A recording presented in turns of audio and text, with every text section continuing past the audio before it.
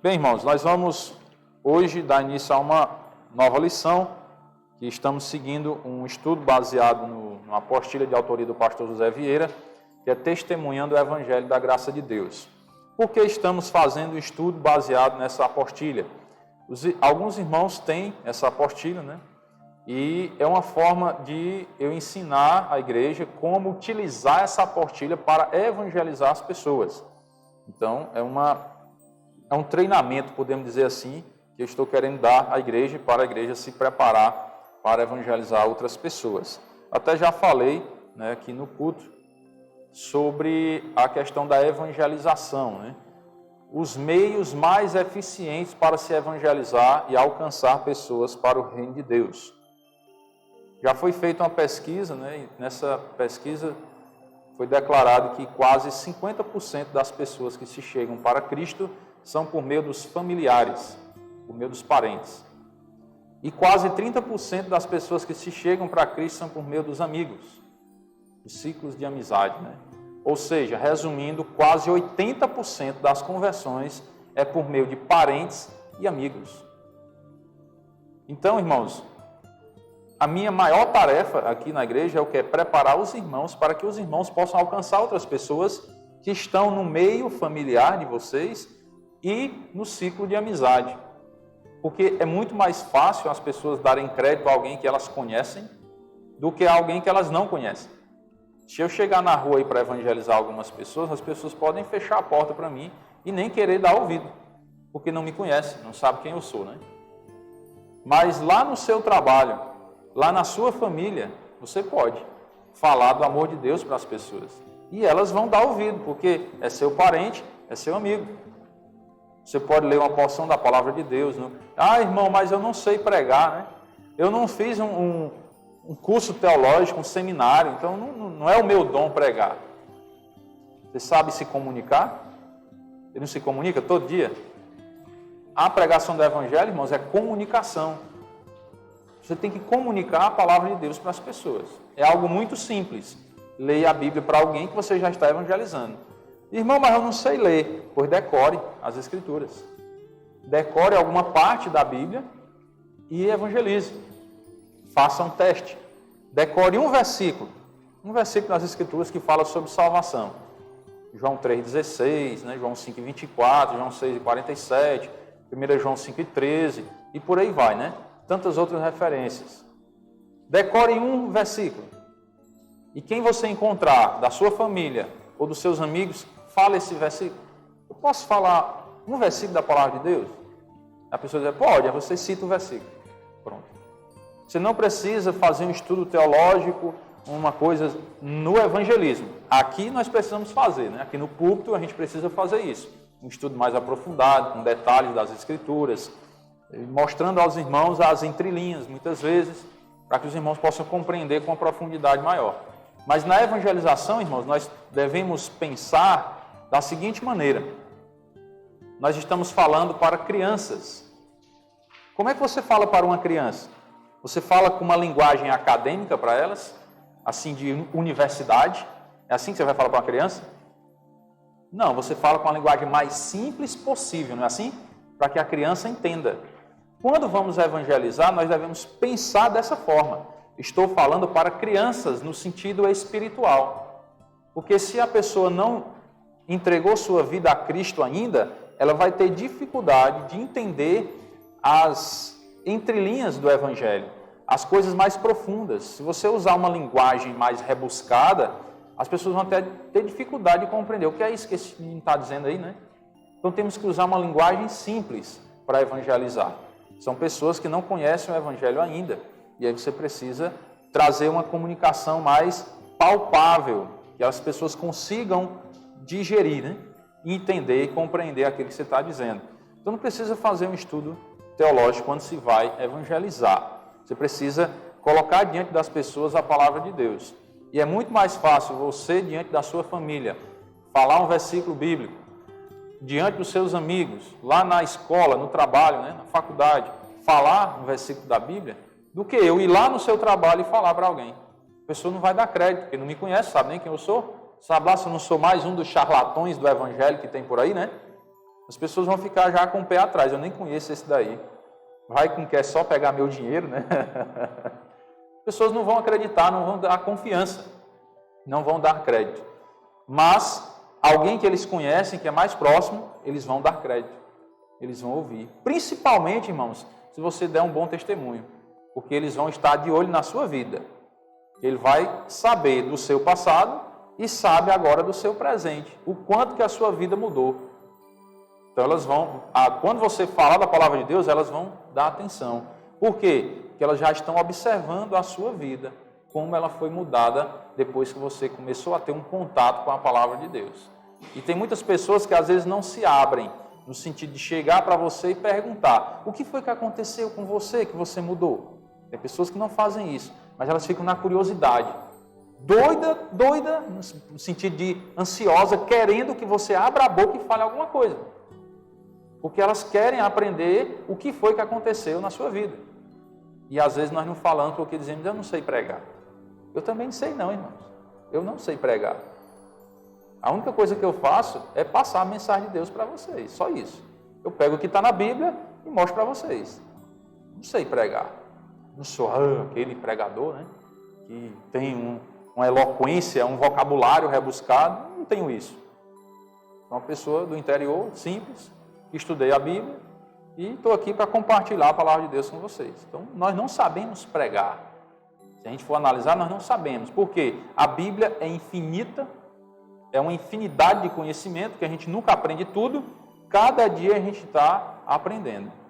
Então, a gente tem que ter a humildade de reconhecer que a gente realmente não sabe, mas que aquele pouco que eu já aprendi, eu posso compartilhar com alguém, para que mais pessoas passem a conhecer o Evangelho. Lembre-se disso, quase 80% das conversões são por meio de parentes e amigos. Então, aproveite para evangelizar os seus parentes e os seus amigos. Só tem uma parêntese, né? Uma exceção. Qual é o único parente que você não pode pregar? Tem isso, irmão? A esposa crente pregar para o marido descrente. Isso não pode. Porque a Bíblia diz que a mulher ela ganha o marido sem uma palavra. É por meio do seu procedimento. Então, irmãs, a palavra para as irmãs. Se você quiser converter o seu marido pregando para ele, você vai gastar os seus esforços à toa. Porque essa não é a estratégia divina, não é a estratégia bíblica para a conversão dos maridos descrentes. Agora, viva uma vida cristã exemplar, uma mulher de Deus, que aí é mais fácil de se chegar para Cristo. Porque a Bíblia é quem diz isso, que a mulher ganha o marido sem uma palavra. É por meio do seu procedimento. Dê um bom testemunho dentro de casa, que é mais fácil dele se chegar para Jesus do que você ficar pregando para ele. Olha, está vendo? Você vai para o inferno. Eu ouvi a mensagem hoje de noite que se você não se converter, você vai para o inferno. Você devia estar lá para ouvir. Não faça isso não, que você vai afastar o seu marido cada vez mais do Evangelho. Não faça isso. Viva a palavra de Deus e deixe ele ver na sua vida.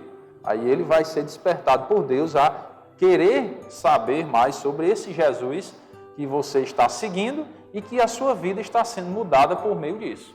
Aí sim vai funcionar, porque é a estratégia de Deus que funciona e não a nossa. Então, irmãos, hoje nós vamos estudar a lição de número 10, que fala da nova vida em Cristo. Quando se crê no Senhor Jesus, nós passamos a ter uma nova vida. 2 Coríntios 5,17 nos mostra que o crente ele é uma nova criatura. E diz assim: e assim, se alguém está em Cristo, é nova criatura. As coisas antigas já passaram, eis que se fizeram novas. Tem alguns detalhes aqui, que a gente se baseia na língua portuguesa, para entender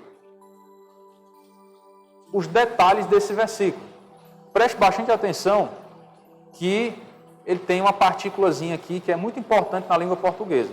Essa partícula se, S-E, às vezes é uma coisa e às vezes é outra coisa, né? Nesse contexto, ele está funcionando como uma condicional, ele está dando uma condição. Se alguém está em Cristo, ou seja, se uma pessoa creu no Senhor Jesus, o que é que acontece com ela? Aí vem para o verbo ser. E o verbo é uma classe gramatical que é de grande importância na língua portuguesa para você entender o texto e o contexto. Esse verbo ser, ele está no tempo presente. Porque quando eu vou conjugar o verbo ser, eu conjugo assim, ó, eu sou, tu és, ele é. Aqui, ó, ele é nova criatura. Então, essa pessoa de quem a Bíblia está falando, né? Essa pessoa, se estiver em Cristo, se ela tiver crido em Cristo, ela é nova criatura. Observe que o verbo ser não está no futuro. Se alguém está em Cristo, será nova criatura. Se fosse no futuro, seria assim, será nova criatura. Então, quando se está em Cristo, quando se crê no Senhor Jesus, você já é nova criatura. Irmão, onde é que você está querendo chegar com isso, né? Isso é um culto, não é aula de língua portuguesa não, né? Eu estou querendo que os irmãos entendam a raiz das palavras, das coisas, da língua portuguesa, para que você possa compreender a profundidade por trás disso. Qual é a profundidade por trás disso, irmão? A profundidade, irmãos, é que quando se crê no Senhor Jesus, automaticamente a sua vida muda. Automaticamente. Não se pode crer em Jesus e continuar sendo a velha criatura. Não existe isso. De acordo com a Bíblia, não. Porque a Bíblia diz, se alguém está em Cristo, é. Não é será. Ou talvez seja. Dando uma ideia aí de dúvida, né? Talvez seja isso. Não é. Está dando uma certeza. Certeza. Se está em Cristo, é nova criatura. Então, tem como alguém dizer, eu creio no Senhor Jesus, mas você observar a vida dela, não mudou nada. Será que essa conversão é verdadeira? Com base nas Escrituras, não. Por que eu estou dizendo isso, irmãos? Porque isso aconteceu comigo, né? Aconteceu comigo. Eu já contei para vocês a história, né? Uma certa vez, eu estava ainda adolescente, estava congregando numa igreja aí que eu não vou dizer o nome por questão de ética, e aí o pastor lá fez o apelo, e eu, emocionado já ali e tal, e os familiares da moça que eu namorava na época, a pressão medonha para eu me converter, né? E aí pela emoção fui lá e eu quero. Oraram por mim e tal, e eu achava que era crente, né? Só que a vida não mudou. Depois, ouvindo o evangelho de verdade, foi que eu vim entender. Eu não era convertido.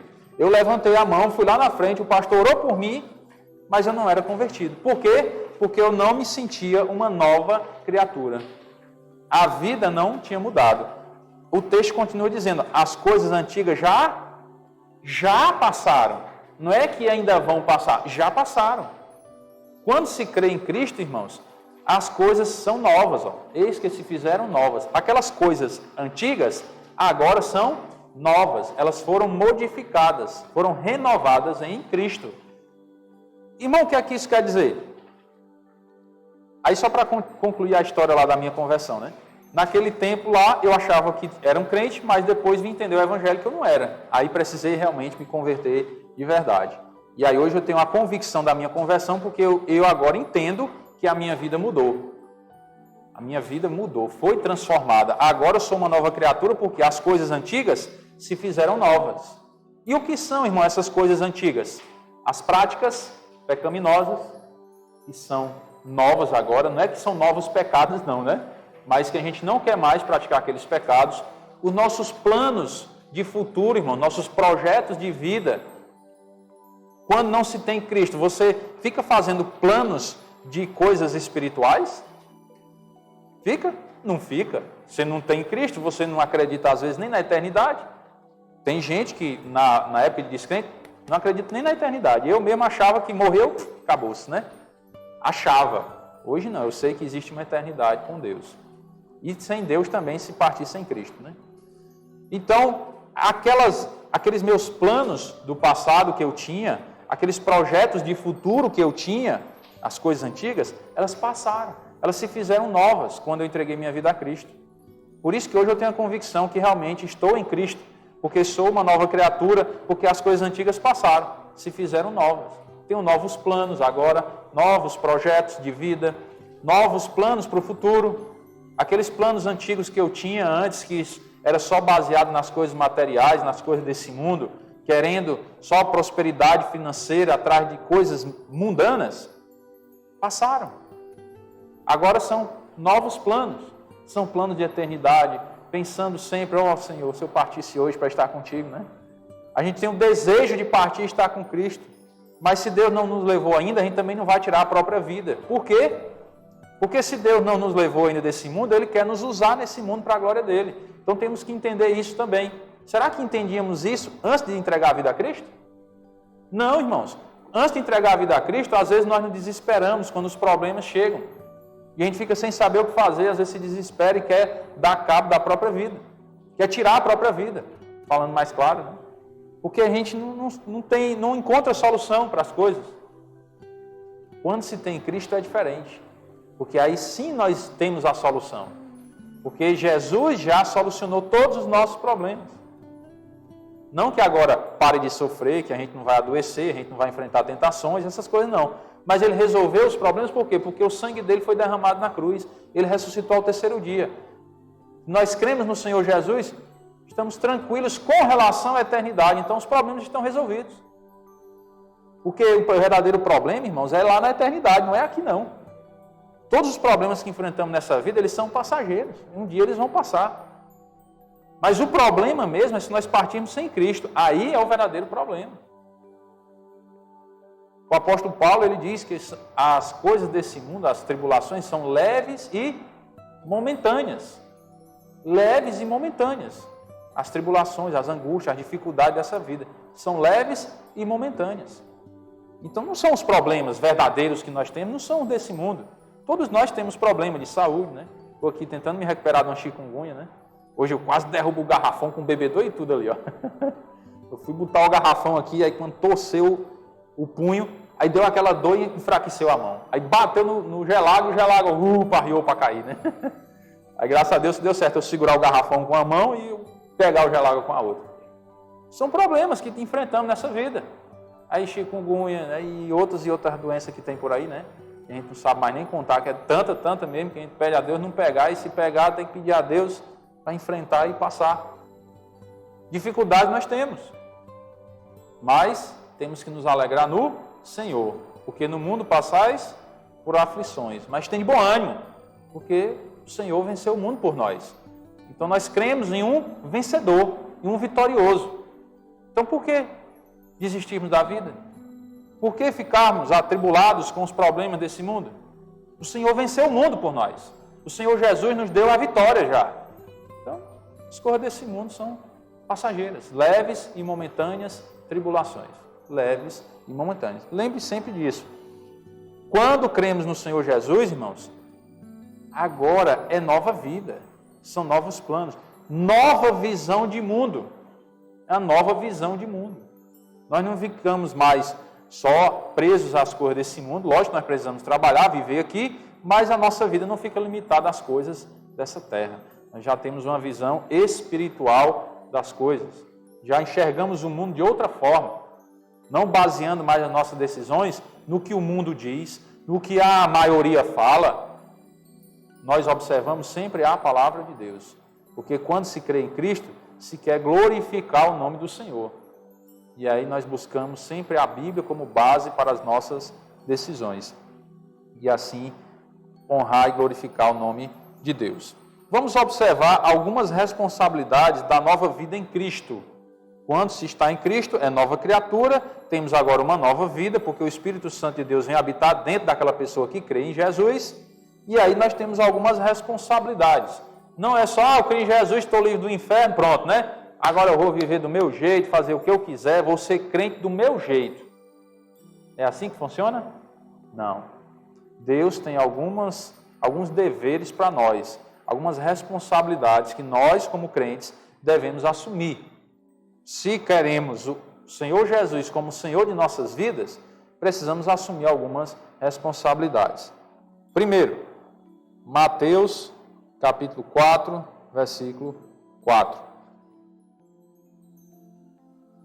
Jesus, porém, respondeu, está escrito, não só de pão viverá o homem, mas de toda palavra que procede da boca de Deus. Então, o que é que esse versículo quer nos ensinar? Que a pessoa salva por Cristo, ela precisa ler a Bíblia. O crente ele não pode viver sem ler a Bíblia, irmãos. Não pode. É uma responsabilidade de todo crente ler a Bíblia. Porque não só de pão viverá o homem. Nós não podemos viver nesse mundo só correndo atrás de pão. Ah, porque eu tenho que trabalhar, ganhar dinheiro, porque eu tenho que comer, que eu tenho que construir uma casa, que eu tenho que trocar de moto, trocar de carro, comprar não sei o que e tal. Não só de pão viverá o homem, mas de toda palavra que procede da boca de Deus. Precisamos entender que a Bíblia tem que fazer parte das nossas vidas. É a base para a nossa vida cristã. É o que nos fortalece. É o que nos dá entendimento das coisas celestiais. É o que abre os nossos olhos para enxergar as mentiras e os enganos que esse mundo tem para oferecer para nós. É a forma de nos desviarmos das falsas doutrinas. É quando estamos agarrados à palavra de Deus. Quando estamos estudando a palavra de Deus. Estamos lendo a Bíblia, estamos ouvindo as Escrituras. Tendo contato com a palavra de Deus diariamente. Aí nós vamos nos desviando dessas coisas que o inimigo quer que nos aproximemos. Precisamos da Bíblia, porque o ser humano ele não pode viver só de pão, só pensando em encher o bucho e pronto, está resolvido. Não, eu estou com a barriga cheia, tá bom. Tá bom não, se não tiver com a Bíblia, não tá bom não. Não tá bom.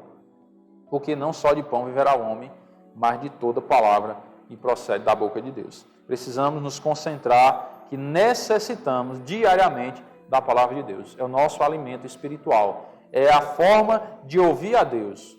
Como é que nós ouvimos a Deus? É uma voz misteriosa assim, que nós ouvimos, é? Não. Nós ouvimos a Deus quando lemos a Bíblia. É assim que nós ouvimos a Deus. O nosso grande problema é que às vezes nós não queremos ouvir Deus, né? Quando eu digo assim, não vou ler a Bíblia, o que é que eu estou dizendo? Eu não quero ouvir Deus. Não quero. É isso que nós estamos dizendo. Não quero ouvir Deus. Eu não quero ler a Bíblia, eu não quero ouvir as Escrituras. Alguns irmãos podem não saber ler. Então, não tem jeito para mim. Tem, escuta, né? Bota a Bíblia em áudio, escuta. Hoje tem o celular, você baixa o aplicativo da Bíblia e bota lá, áudio. E vai ouvindo as Escrituras. Passa o dia todinho, né? Se quiser. Mas quando nós não queremos ouvir as Escrituras, não queremos ler as Escrituras, nós estamos dizendo, eu não quero ouvir Deus. Eu não quero que Deus fale comigo. Só eu que quero falar com Ele. E Ele quem tem que me ouvir, né? Porque às vezes a gente não lê, mas ora, né? Ora. Quando nós oramos, nós falamos com Deus. E Deus nos ouve. Não é assim? Deus nos ouve. Quando eu não quero ler, mas quero orar, eu estou dizendo, Deus, eu não quero te ouvir, mas eu quero que você me escute, né? Cuidado, irmãos. Porque tem que ser algo equilibrado. Nós temos que ouvir Deus primeiro. É a prioridade. E também precisamos falar com Deus, que é orar. Ele quer que nós coloquemos diante dele as nossas necessidades, as nossas gratidões também, né? Nosso louvor diante dele. Quando nós temos contato com as Escrituras, irmãos, fica muito melhor para a nossa vida cristã. Por quê? Muitas respostas das nossas orações já estão na Bíblia. Já estão lá. Mas aí nós não enxergamos. Por quê? Porque não lemos. Porque não estudamos. E às vezes, quando lemos na carreira, não é? Jesus pode responder, está escrito, não só de pão viverá o homem, mas de toda palavra que procede da boca de Deus. E então o diabo levou a cidade santa, colocou, aí olhando o relógio toda hora, né? Porque é para ver se está na hora de sair, porque não tem tempo de ler a Bíblia, não. Cuidado, irmãos, porque essa leitura também não serve. A leitura sem meditação não está servindo. Se for só aquela leitura para bater o ponto, que eu tenho que ler a Bíblia anualmente, que eu tenho que dizer para o pastor que eu li a Bíblia todo dia no ano, né? Mas não está aprendendo nada. Não tirou nenhuma lição. Faça um resumo do que você aprendeu durante o ano, que você leu os 31.104 versículos, 1.189 capítulos e 66 livros da Bíblia. Faça um resumo. Aí, irmão, não consigo não. Será que serviu essa leitura, irmãos? Você lê 31.104 versículos durante um ano e não aprendeu nada. Você não consegue ter decorado um versículo o ano inteiro. 365 dias no ano lendo a Bíblia. E você não conseguiu decorar um versículo. Será que essa leitura está servindo? É isso que temos que refletir. Quando vamos ter um tempo com Deus, irmãos, é um tempo com Deus, é algo sério. Temos que aprender de Deus. Temos que tentar tirar alguma lição para as nossas vidas. Do texto que eu li hoje, o que é que eu posso tirar de lição para a minha vida, para eu melhorar, para eu ser um crente melhor?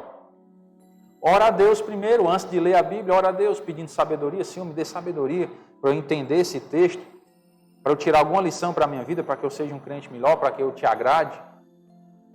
Ora a Deus. A Bíblia ensina, no livro de Tiago, que a sabedoria faça o quê? Peça a Deus, que Ele dá. Mas nós não pedimos, porque nós não oramos, nós não lemos, aí nós não aprendemos, e aí vira um ciclo, uma bola de neve de desconhecimento de Deus. Vira uma bola de neve, desconhecimento de Deus. Eu não leio a Bíblia, não conheço sobre Deus. Aí eu não sei como orar, não encontro respostas para minhas orações, porque tem resposta que Deus não vai dar, porque já está na Bíblia, então Ele vai dizer, eu não vou te falar nada, porque eu já falei, está nas Escrituras. Eu não vou te dar resposta, você não vai ouvir minha voz do céu, porque já está lá nas Escrituras. E você não quer ler a Bíblia, então fique sem resposta. Temos que ler, temos que entender, temos que estudar as Escrituras. Muitas respostas, irmãos, nós encontramos nas Escrituras. Eu estou reforçando para que a gente possa entender a importância da Palavra de Deus, a importância que ela tem em nossas vidas. Não é um livro qualquer, não é um amuleto, que a gente abre ela, coloca lá em cima da estante, né? E deixa lá, como se fosse um amuleto para espantar o mal. Não é assim que usamos a Bíblia, que devemos usar. Não é assim. A Bíblia deve estar onde? No coração, né? Olha o que é que diz Salmo 119. Salmo 119, versículo 11. O que é que diz aí? Guardo no coração as tuas palavras, para não pecar contra ti. Guardar no coração, irmão, não é que a gente vai rasgar o coração e botar a Bíblia dentro, não. É estudar as Escrituras e decorar a palavra de Deus. Ter ela em nossas mentes. Recitar versículos. Uma das estratégias boas é você colocar versículos na casa. Coloca versículos espalhados na casa, na porta da geladeira, na porta do banheiro, em frente ao vaso sanitário. É um momento de grande meditação, né? Você está ali concentrado, você olha para frente assim e vê um versículo. Está ali calmo, tranquilo, tudo fechadinho, né? Sossegado. Bota na porta do quarto, bota na porta do banheiro por dentro, por fora. Espalha na sua casa versículos da Bíblia. Coloca lá. É a forma de você passar ali, ver e meditar, recitar o versículo. Aí daqui a pouco aquele versículo está decorado. Daqui a pouco você começa a meditar nele. E de tanto você lê aquele versículo, já decorou, aí você começa a meditar. Mas o versículo quer dizer isso, né? Eu vou pegar a Bíblia de estudo e vou olhar o que é que esse versículo quer dizer. Aí vou lá e pego um conhecimento mais aprofundado de outras pessoas que estudaram aprofundadamente esse versículo. E aí vou aprendendo. E aí essa palavra de Deus, ela vai se materializando. E aí, guardo no coração. Aí fica guardado no coração. E ela vai frutificar. Quando precisarmos usar aquela palavra, Deus vai trazer à nossa memória e nós vamos usar essa palavra. Para quê? Qual o propósito disso? A parte B do versículo. Para não pecar contra ti. Vocês estão vendo? Irmãos, por que nós devemos ler a Bíblia? Guardar ela no coração tem um propósito? Tem, irmãos. Para não pecar contra Deus. Quando nós paramos de ler a Bíblia, nós estamos correndo sério risco de pecar contra Deus. Sério risco. Porque guardar no coração a palavra de Deus é para não pecar contra Ele. A Bíblia nos afasta do pecado. Se nós pararmos de ler as Escrituras, irmãos, estamos correndo sério risco de cair no pecado. O pecado não é um acidente. Ele não acontece assim, do dia para a noite. É um processo. Paramos de ler a Bíblia, paramos de orar, e aí começamos a focar nas coisas desse mundo, olhar para esse mundo, e no final das contas, caiu no pecado. Por quê? Porque não guardamos no coração as palavras de Deus. Se não guardamos, vamos acabar pecando. Por isso precisamos ler a Bíblia, precisamos orar. A nova criatura precisa fazer isso. Irmão, mas eu fazia isso e não estou fazendo mais. Não sei o que foi que aconteceu, não consigo ler a Bíblia, não consigo orar. Peça a Deus, irmão. Peça a Deus. Porque Satanás ele é sagaz, ele começa a nos tentar para a gente não ler a Bíblia, não orar, não buscar o Senhor, porque Ele não quer que a gente se aprofunde, guarde no coração as palavras do Senhor. Porque o Satanás sabe disso aqui. Se nós não guardarmos a palavra de Deus, não materializarmos ela em nossa vida, nós vamos pecar contra Deus. E aí precisamos lutar contra o inimigo, resistir ao diabo e ele fugirá de vós. Como é que nós resistimos ao diabo? É na oração. Orar e usar a Bíblia. Quando Jesus foi tentado em Mateus capítulo 4, como foi que ele resistiu ao diabo? Está escrito, está escrito, está escrito. Jesus usou a Bíblia. As 3 vezes que ele foi tentado, ele usou as 3 vezes a Bíblia para se defender. Como é que a gente vai usar a Bíblia se a gente não conhece? Tem como? Usar a Bíblia para nos defender das tentações do inimigo se a gente não lê a Bíblia? Se a gente não tem guardado no coração a palavra de Deus? Não dá. Então precisamos ler as Escrituras, não somente ler, mas meditar, orar a Deus para colocarmos em prática em nossas vidas as porções da Escritura Sagrada, para que assim não pequemos contra o Senhor e possamos cada dia glorificar o nome de Deus, porque Ele merece, Ele é digno de toda honra e toda glória, para todos sempre. Amém? Vamos orar, irmãos. Senhor nosso Deus e Pai querido, muito obrigado pela bondade do Senhor em nossas vidas, pela Tua misericórdia sobre nós, ó Pai, que é infinita. Pedimos as bênçãos do Senhor sobre a semana, que o Senhor possa nos conceder a vitória sobre o mal, sobre o pecado, para não cairmos em tentações, ó Pai. Pedimos que o Senhor possa despertar a Tua igreja, em geral, como um todo, cada um de nós, ó Pai, possamos ser despertados a cada dia, e encorajados para ler a Tua palavra, para orar cada vez mais, para guardarmos no coração a Tua palavra e não pecar contra o Senhor. O Senhor não merece, ó Pai, que pequemos contra Ti. Pedimos perdão, Senhor, por todas as nossas falhas. Somos fracos e temos falhado tanto diante do Senhor. Necessitamos, ó Pai, da Tua graça e da Tua misericórdia. Entregamos nossas vidas em Tuas mãos, ó Pai. E oramos agradecidos em nome do Teu Filho amado, nosso Senhor e Salvador, Jesus Cristo. Amém. Uma boa noite a todos, irmãos. Deus abençoe. E até o próximo final de semana, se Deus quiser.